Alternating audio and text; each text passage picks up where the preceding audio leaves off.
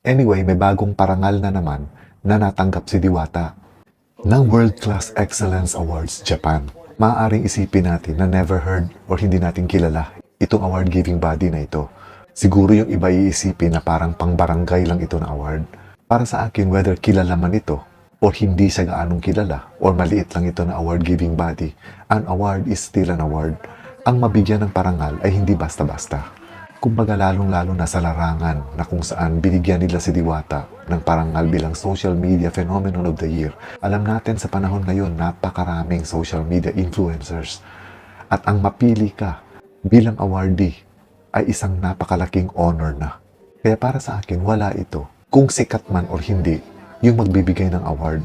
As long as it was given to you at naniniwala sila sa kakayahan mo, that's more than enough.